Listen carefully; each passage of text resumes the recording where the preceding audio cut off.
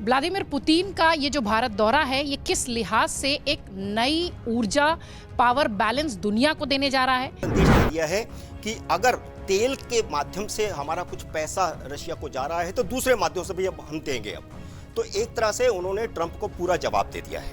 यह एक बड़ी बात हुई है। बीजिंग में और बीजिंग के बाद दिल्ली में पुतिन के साथ कदम तकल मिला के ये मैसेज कर दिए हैं कि सेठ जी हमारे पास विकल्प है। रशिया का आना मुझे लगता है एक बड़ी चुनौती है प्रधानमंत्री नरेंद्र मोदी के सामने, क्योंकि यह दौरे पर ट्रंप की पूरी नजर होगी। राहुल गांधी जी ये नहीं सोच रहे हैं कि उन्होंने किस तरह से ऑर्डिनेंस फाड़ा था, उन्होंने किस तरह से सारे इंस्टीट्यूशंस का अपमान किया, किस तरह से उनके नेताओं ने जाके विदेश में कहा कि हमें जिताओ, हमारी सरकारें बनाओ, किस तरह से राहुल गांधी जी ने विदेशी विश्वविद्यालयों में जाके हमारे देश की बुराई करी। चीन के साथ हमारी तनातनी है, व्यापार बहुत बढ़िया है, बहुत ज़्यादा हमारा बैलेंस ऑफ ट्रेड भी चीन के पक्ष में है, $100 बिलियन के आसपास है, लेकिन सीमाओं में विवाद है, गलवान जैसी घटना भी हो जाती हैं, 62 की लड़ाई का दंश भी है, सारे हैं।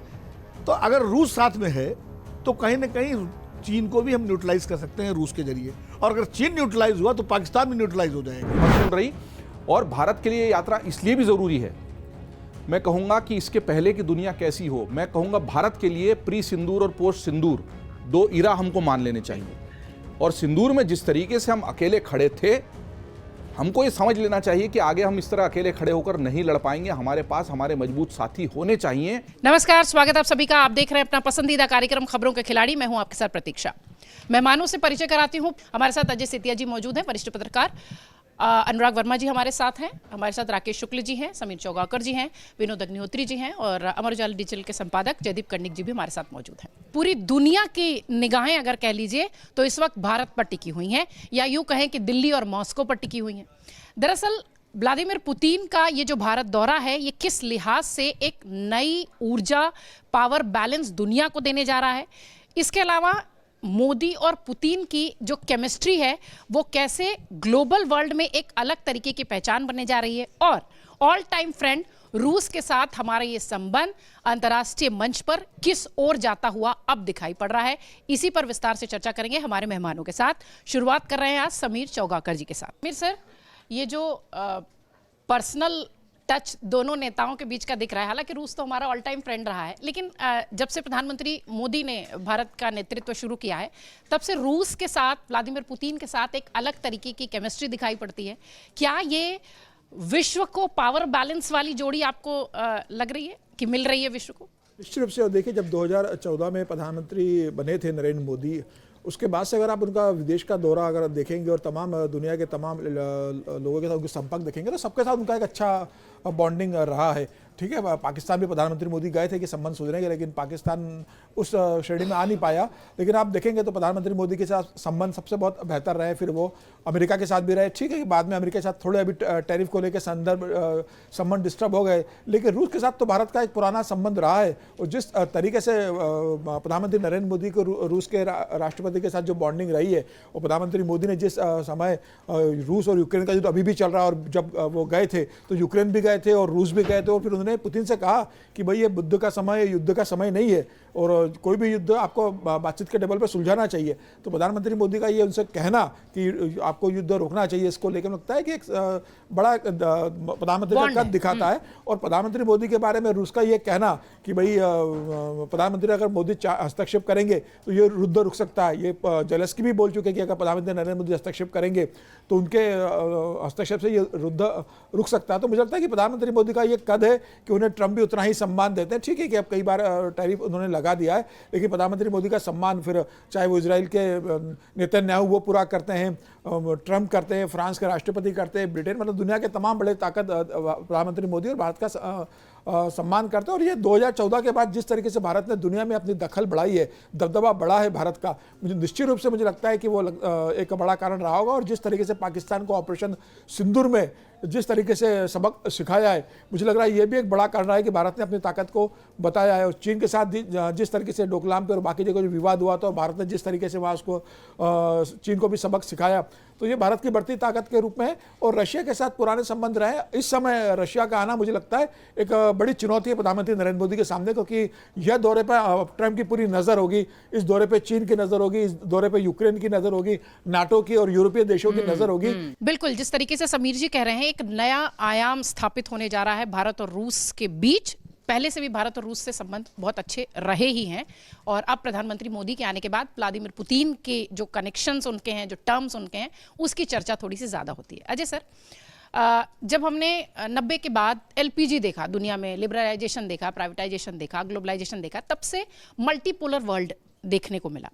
क्या हम ये समझें कि उस मल्टीपोलर वर्ल्ड में पिछले कुछ सालों में भारत अब एक तरीके से निर्णायक जैसा रोल अदा कर रहा है, किरदार अदा कर रहा है?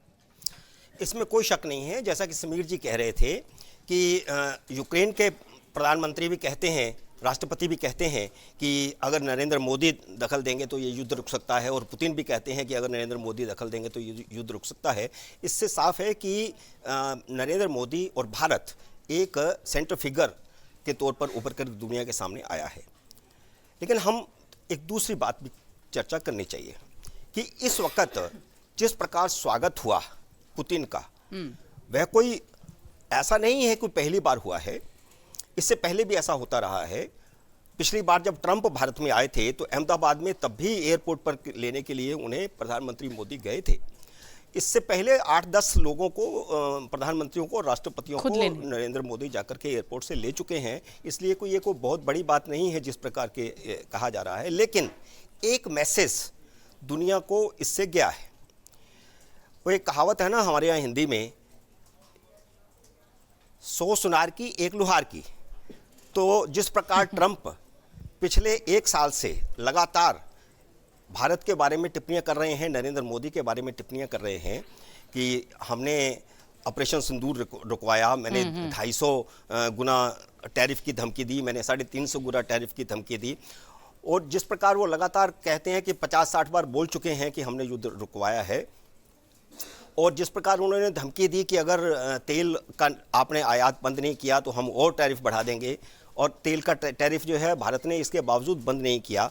इन सब धमकियों के बीच में सिर्फ एक बार प्रधानमंत्री नरेंद्र मोदी ने संसद में ये कहा कि कोई तीसरा देश बिचौले के तौर पर नहीं था, युद्ध विराम में नहीं था। इसके अलावा वे कभी बोले नहीं, कभी उन्होंने टिप्पणी नहीं की। लेकिन उनकी 100 सुनार की 1 लोहार की तरह जो कर दिया कल, जिस प्रकार उनका स्वागत किया गया, तो वह, और उनको यहाँ ऐसे समय पर बुलाया गया, और 25 समझौते, छोटे मोटे कम समझौते बड़े नहीं समझौते हैं, 25 समझौते किए जा रहे हैं, जिनमें व्यापार के समझौते हैं, तेल का समझौता है, और मध्यम वर्ग के समझौते हैं, और हमारे लोग वहां जाके कैसे काम कर सकते हैं। बहुत बड़े बड़े समझौते। ये सारे समझौते होकर के उन्होंने संदेश दे दिया है कि अगर तेल के माध्यम से हमारा कुछ पैसा रशिया को जा रहा है तो दूसरे माध्यम से भी अब हम देंगे। अब तो एक तरह से उन्होंने ट्रंप को पूरा जवाब दे दिया है। यह एक बड़ी बात हुई है।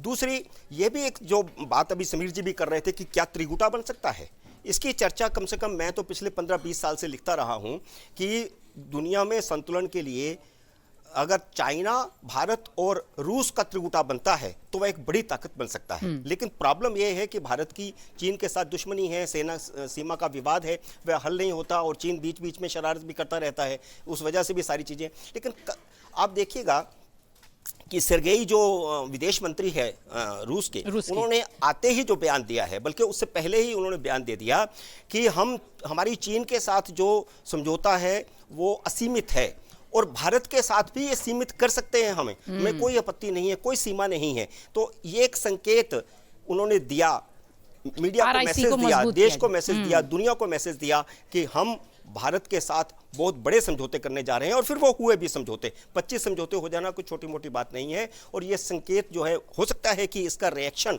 ट्रंप की तरफ से और ज्यादा हो सकता है आने वाले समय में।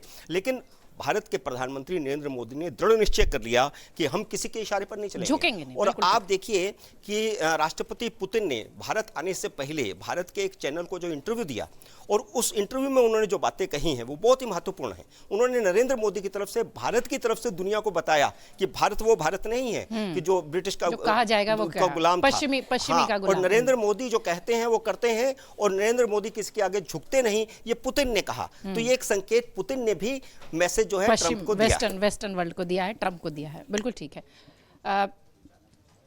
राकेश सर, इस वक्त जिस तरीके की स्थिति दिखाई पड़ रही है, चाहे आप अंतर्राष्ट्रीय मंच पर देखें, चाहे आप पश्चिम के देशों में देखें, इसमें कोई संदेह नहीं है, संकेत अजय सर भी दे रहे थे कि थोड़ी असहजता तो है। क्या ये दोनों जो जोड़ी है, ये एक तरीके से अगर कह लीजिए तो एक नया स्तंभ, एक न्यू थर्ड वर्ल्ड ऑर्डर जिसकी बात हमेशा से होती रही है, क्या उतनी काबिलियत दिखाई पड़ती है इन दोनों देशों में? देखिए, पुतिन के भारत दौरे पे रणनीतिक और राजनीतिक रूप से दो कैरेक्टर पे चर्चा करना जरूरी है। एक कैरेक्टर है अपने डोनाल्ड ट्रंप। डोनाल्ड ट्रंप का जो स्वभाव है वो हमें उस तरह से दिखाई दिए जैसे पुराने समय पे किराने की दुकान पे बैठने वाला सेठ होता था। वो चिड़चिड़ाता था ग्राहक के ऊपर और दुत्कारता था, ये इस सोच के साथ कि तुम्हारे पास कोई विकल्प नहीं हमारे अलावा, यहीं से खरीदना पड़ेगा, यहीं से खरीदना पड़ेगा। और नरेंद्र मोदी बीजिंग में और बीजिंग के बाद दिल्ली में पुतिन के साथ कदम ताल मिला के ये मैसेज कर दिए हैं कि सेठ जी हमारे पास विकल्प है। फिर दूसरा राजनीतिक रूप से आइए तो राजनीतिक रूप से नेता प्रतिपक्ष राहुल गांधी जी, उनकी बात मुझे सही लगी। उन्होंने कहा कि सरकार असुरक्षा महसूस करती है। मुझे लगता है ये बात सही है, क्योंकि नेता प्रतिपक्ष के रूप में उन्होंने विदेशी धरती में बैठ के जिस तरीके से कहा कि भारत में लोकतंत्र खत्म हो चुका है, जिस तरीके से उन्होंने कहा कि यहाँ की जो संस्थाएं वो परजीवी हो चुकी हैं, ऐसे में निश्चित तौर पे सरकार को ये आशंका रही होगी कि विदेश मंत्रालय की तरफ से जो ब्रीफिंग उनको दी जाएगी वो उसी ब्रीफिंग के आधार पे बात करेंगे या अपना एजेंडा परोस देंगे। तो स्वाभाविक है कि सरकार असुरक्षित महसूस की हो। अब आर्थिक और सामरिक, ये दोनों दृष्टि से देखा जाए तो रसिया और भारत, इन दोनों के रिश्ते कोई आज के नहीं है। 70 के दशक से चले आ रहे हैं, जब वो सोवियत संघ था तब से लेके आज भी रसिया के और भारत के रिश्तों में कभी कोई खटास जैसी स्थितियां पैदा नहीं हुई। तो आज इन दोनों के रिश्तों में जो मजबूती है वो मजबूती कहीं ना कहीं अमेरिका को खटक रही है, क्योंकि अमेरिका ये मान के चल रहा था कि भारत मजबूरन हमारे पीछे आएगा, और इसी के लिए चिढ़ाने के या चिड़चिड़ेपन के कारण ही भारत को दबाव में लाने के लिए उसने अपना टेरिफ 50% कर दिया। लेकिन भारत उस पर टस से मस नहीं हुआ। अब भारत की समझदारी ये है कि रसिया के साथ खड़े होने के बाद भी वो पश्चिम के देशों को चिढ़ा नहीं रहा। अब इसमें जो एक नया चयन दिख रहा है, सेठ जी को चिढ़ा नहीं रहा। अब उसमें जो नया चयन दिख रहा है वो ये दिख रहा है कि भारत, रसिया, और जो हम मान के चलते हैं कि चाइना और भारत के बीच में एक बड़ी दूरी पैदा हो गई है, तो कहीं ना कहीं यदि चाइना भी रसिया के माध्यम से भारत के नजदीक आ गया और जो विद्रोही या विरोधी प्रवृत्ति चल रही है यदि उस पर अंकुश लग गया तो वो अमेरिका के लिए एक समस्या पैदा होगा। और ये बात डोनाल्ड ट्रंप सेठ जी जानते हैं। बिल्कुल ठीक। उसका संकेत भी जो है रूस के विदेश मंत्री ने दिया है। सर, चूंकि अब राकेश जी राहुल पर ही छोड़ दिए हैं, तो मैं चाहूंगी कि ये दौरा इन दोनों की जो केमिस्ट्री वो अंतर्राष्ट्रीय मंच पर क्या मैसेज दे रही है, और दूसरा कि राहुल गांधी कह रहे हैं कि विदेशियों से हमें मिलने नहीं दिया जाता। इस तरीके की बात अगर विपक्ष का नेता कहता है तो ये इतना बड़ा मूवमेंट जो ग्लोबल मूवमेंट है उस पर क्या असर नहीं होता? दूसरे विदेशों में जो मीडिया है वो इन तरीके मुद्दों नहीं उठाती? प्रतीक्षा जी, राहुल गांधी जी की हालत इस समय वो हो गई है जो भारत देश की शादियों में फूफा की होती है, कि वो कार्यक्रम में होता ज़रूर है लेकिन मुंह फुलाए बैठा रहता है किनारे और हर चीज़ की बुराई कर रहा होता है। रसगुल्ला नहीं मिला, पनीर नहीं मिला। हाँ, तो राहुल गांधी जी की हालत वही हो गई है। और जैसे फूफा की शादी में वो नाराज़ होता रहता है और शादी के घर पे कोई असर नहीं पड़ रहा होता है। तो इसको ऐसे ही देखने की ज़रूरत है कि राहुल गांधी जी नाराज़ हैं वो ठीक है, लेकिन इससे फ़र्क किसे पड़ रहा है? जो काम हो रहा है वो हो रहा है। आप नाराज़ हो तो हुआ करो। आप जिस तरह से वो नाराज फूफा ने कभी ये नहीं सोचा होता है कि उसने अपने जो उसका समय था अच्छा, उसमें किस किस तरह के हंगामे किए होते, उसी तरह राहुल गांधी जी ये नहीं सोच रहे हैं कि उन्होंने किस तरह से ऑर्डिनेंस फाड़ा था, उन्होंने किस तरह से सारे इंस्टीट्यूशंस का अपमान किया, किस तरह से उनके नेताओं ने जाके विदेश में कहा कि हमें जिताओ, हमारी सरकारें बनाओ, किस तरह से राहुल गांधी जी ने विदेशी विश्वविद्यालयों में जाके हमारे देश की बुराई करी, तो उन्होंने वो नहीं सोचा। अब जब हाशिए पे चले गए हो तो अब इस बात की नाराजगी आप क्यों कर रहे हो? देखिए, इसके अलावा अगर आप राहुल गांधी की नाराजगी ठीक है भाई, लेकिन आपने खुद अपने आप को उस स्थिति में पहुंचाया, और उससे भी ज़्यादा बौखलाहट अगर जो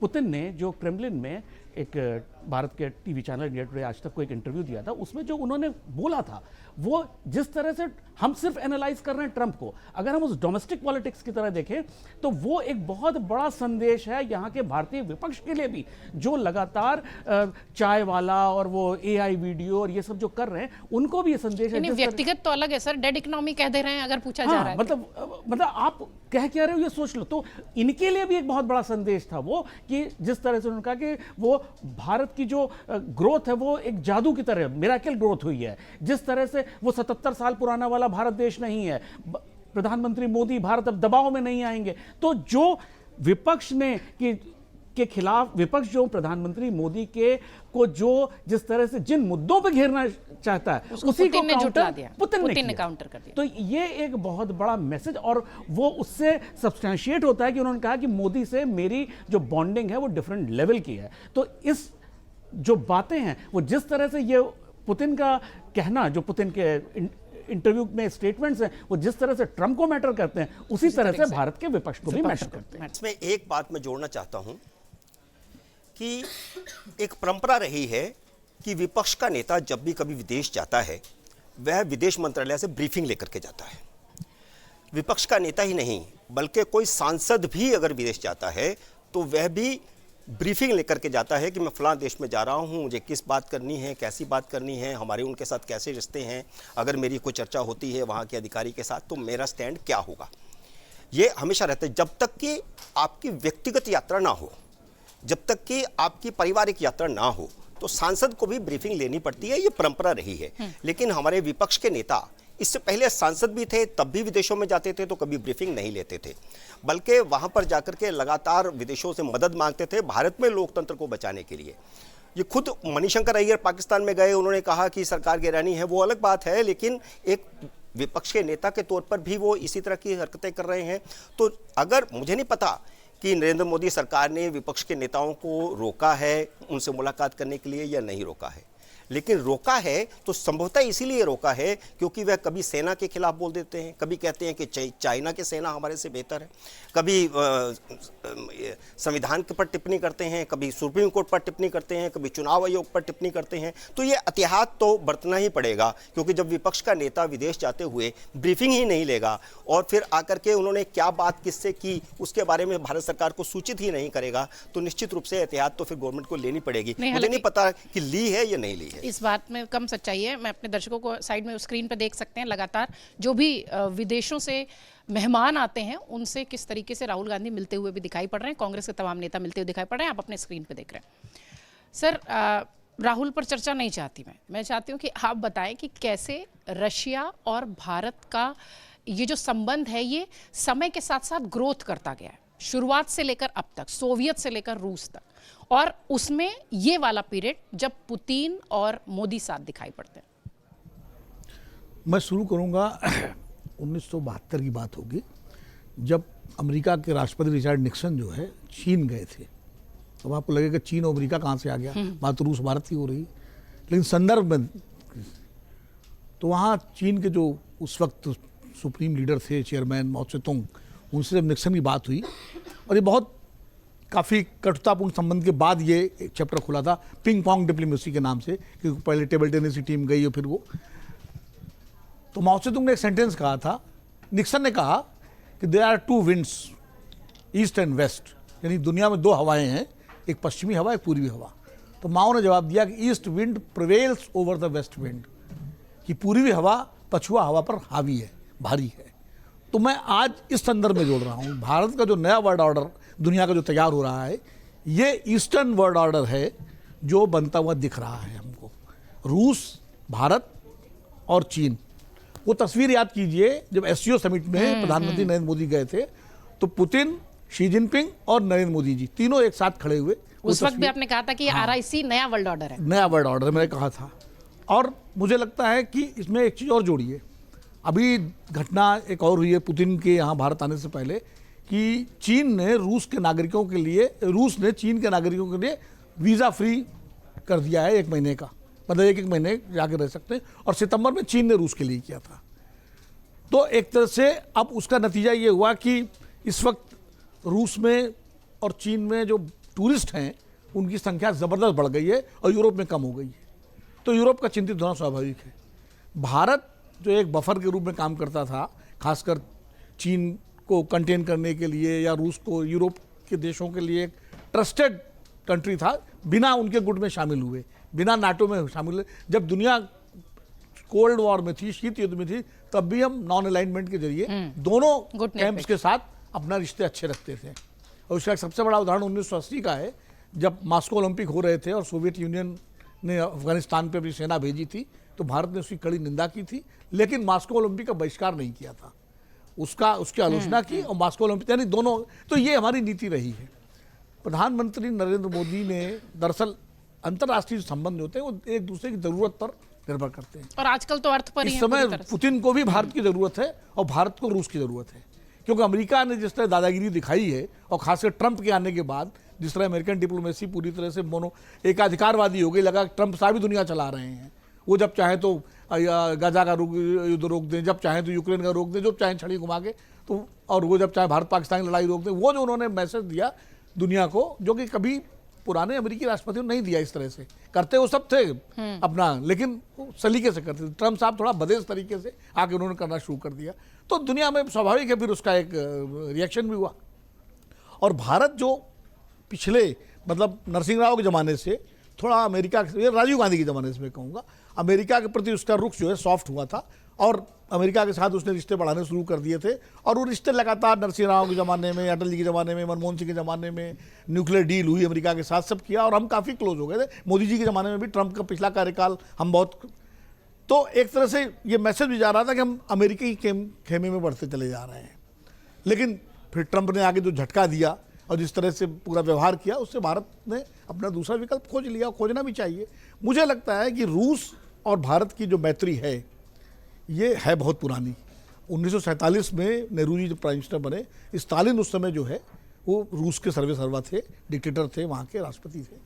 तो उन्होंने तत्कालीन जो राजदूत थी हमारी, जो विजय लक्ष्मी पंडित जी, उनको बुलाया और भारत के बारे में कुछ बातचीत की। तो विजय लक्ष्मी पंडित जी ने अपने तरीके से भारत के बारे में बताया, लेकिन स्टालिन जो समझना चाहते थे उतना शायद विजय लक्ष्मी जी को नहीं अंदाज था, क्योंकि वो पश्चिमी विचारों से ज़्यादा ओतप्रोत थी। तो इस पर उन्होंने नाखुशी जाहिर की और ये बात नेहरू जी तक पहुंची, तो नेहरू जी ने फिर विजय लक्ष्मी पंडित को वापस बुलाया और डॉक्टर राधाकृष्णन को एम्बेसडर बना के भेजा। और डॉक्टर राधाकृष्णन जो थे, उन्होंने जाके स्टालिन को भारतीय संस्कृति, सभ्यता और दर्शन के बारे में बताया। तो यहाँ से बात शुरू होती है। फिर स्टालिन की बेटी की ससुराल कहाँ है, अजय जी को मालूम होगा, है प्रतापगढ़ में। प्रतापगढ़ राजा दिनेश सिंह के भाई ब्रजेश सिंह थे, उनके साथ उस श्वेतलाना ने शादी की थी। ये मतलब चीज़ें हैं। और उसके बाद खुर्शीव भारत आए, नेहरू जी चाइना गए, फिर 1971 में तो हमने रूस और भारत की मैत्री संधि जो हुई, जिसकी वजह से रूस ने खुल के साथ दिया हमारा पाकिस्तान के साथ लड़ाई में। जब अमेरिका और चीन दोनों हमारे खिलाफ थे, तब रूस ने खुल के साथ दिया, सुरक्षा परिषद ने वीटो किया, 7वां बेड़े के खिलाफ अपनी न्यूक्लियर सबमरीन्स भेजी और पूरी तरह से, और लगातार हमारा जो डिफेंस सिस्टम पूरा था वो रूस ने उसको मदद की।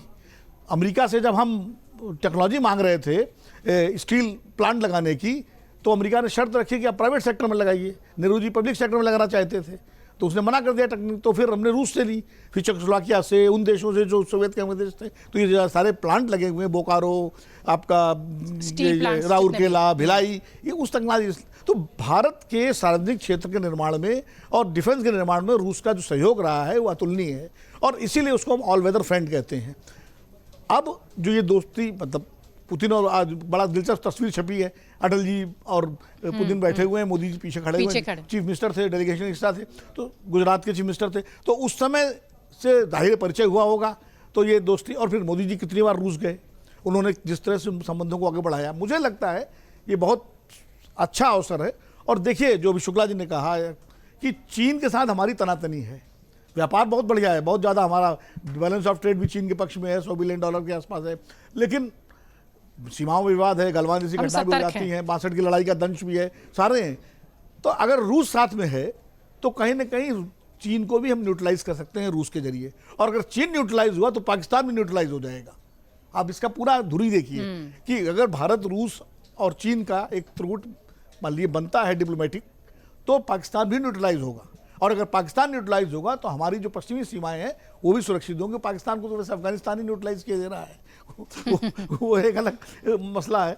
तो मुझे लगता है कि कूटनीति की दृष्टि से, रक्षा डिफेंस की दृष्टि से और मैत्री संबंधों की दृष्टि से ये जो दौरा है पुतिन का बहुत ही महत्वपूर्ण, बहुत भारत और रूस के संबंधों को नई ऊंचाइयों पर ले जाने वाला है। और जो नया वर्ल्ड ऑर्डर जो बन रहा है, नया जो विश्व व्यवस्था बन रही है, उसमें भारत की भूमिका एक बड़ी भूमिका होगी इस दौरे के जरिए। देखिए एक सवाल जो राहुल गांधी वाला है उस पर भी मैं 2 लाइन जरूर कहूँगा।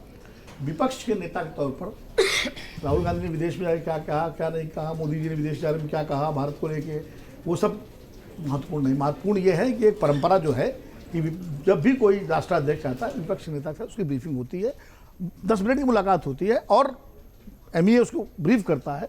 मुझे लगता है उस परंपरा का निर्वाह करना चाहिए सरकार को भी, और विपक्ष के नेता को भी जिम्मेदारी का परिचय देना चाहिए। सरकार को उदारता दिखानी चाहिए और विपक्ष के नेता को जिम्मेदारी का परिचय देना चाहिए, ये दोनों को समझना पड़ेगा। ठीक, हम जिस तरीके से भारत हमेशा से इमोशनल रहा है अपने रिलेशंस को लेकर, और ख़ासतौर से रशिया के साथ, जब वो सोवियत था तब भी और जब रशिया है तब भी, इस वक्त जो व्लादिमीर पुतिन और मोदी की केमिस्ट्री आपको दिखाई पड़ रही है, क्या आप ये मान रहे हैं कि वेस्टर्न कंट्रीज असहज है और हम इस संयुक्त वार्ता जो उनकी हुई, जो उनकी तस्वीरें आई, उससे हम एक जो स्ट्रॉन्ग मैसेज देने की कोशिश कर रहे थे वो पहुँच रहा है? आपने बहुत अच्छी बात कही कि रिश्तों को लेकर हम भावुक रहे हैं और भावनाओं से प्रेरित रहे हैं। कोई भी रिश्ता हो, चाहे वो शुरुआत उसकी स्वार्थ प्रेरित हो, लेकिन उसके संवहन जो होगा, उसका निर्वहन जो होगा, वो आगे बढ़ेगा, उसकी मजबूती जो होगी वो भावनाओं पे ही निर्भर करेगी। राजा अपने राज्य के विस्तार के लिए या राज्य की रक्षा के लिए भी अगर रोटी बेटी का संबंध करते थे तो वो संबंध आगे तो भावनाओं से ही बढ़ेगा ना, चाहे उसका मूल प्रेरणा उसकी स्वार्थ प्रेरित हो। दुनिया का कोई भी रिश्ता अगर उसमें भावनाएं नहीं है तो वो आगे नहीं चल सकता। केवल स्वार्थ से प्रेरित होकर वो शुष्क हो जाएगा और फिर मर जाएगा। जैसे पौधा पानी के अभाव में मर जाता है, वैसे रिश्ता भावनाओं के अभाव में मर जाएगा।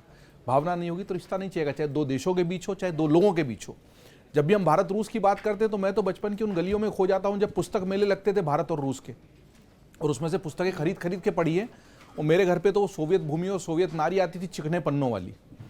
और भारत रूस के मैत्री संबंध को एक आगे की नई दिशा देने के लिए उन पत्रिकाओं के माध्यम से रूस को भारत के घर घर तक पहुंचाया गया था, हमारे सबसे अच्छे मित्र। और वो क्या कोशिश थी, वो संस्कारों को जोड़ने की, संस्कृतियों को जोड़ने की। नई पीढ़ी में हम तो स्कूल में थे तो रूस का पुस्तक मेले का एक स्टॉल हमारे स्कूल में लगता था, और उस सस्ती किताबें, बहुत सस्ती गणित की किताबें, सामाजिक विज्ञान की रोड पे रशियन कल्चर सेंटर खुला हुआ है। कल्चरल सेंटर खुला हुआ है, और बैले थिएटर हमारे यहाँ होता था। बैले कौन समझते नहीं थे। और हम तो उस गाने से प्रेरित रहे हैं, सर पे लाल टोपी रूसी फिर भी दिल है हिंदुस्तानी, तो लाल टोपी रूसी लगाकर भी। और मैं तो जिस क्रेमलिन में अभी हमने देखा भी पुतिन को बोलते हुए, उस क्रेमलिन में ही उस गाने को सुन चुका हूं जब भारत का प्रतिनिधिमंडल गया, तो वहां पर हमारे धुनों पर भारतीय गाने बजाए गए।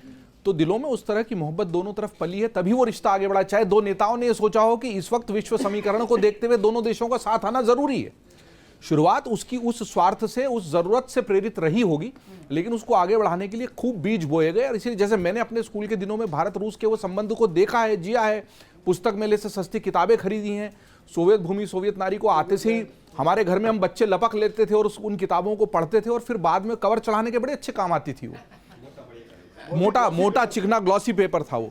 तो ये जो चीज़ें हैं ये जहन में रहती हैं चस्पा, और ये जब रहती हैं हमारे अवचेतन में तो वो तब बाहर भी आती हैं। और कभी भी रूस की बात होती तो हमको लगा अरे ये तो हमारा, अरे ये तो हमारा करीबी है, ये तो अपना है। और अभी जो पूरा वर्ल्ड ऑर्डर बना है, दुनिया की जो स्थिति बनी है, उसमें हम किसी पर भी सबसे ज़्यादा भरोसा कर सकते तो वो रूस पर ही कर सकते हैं।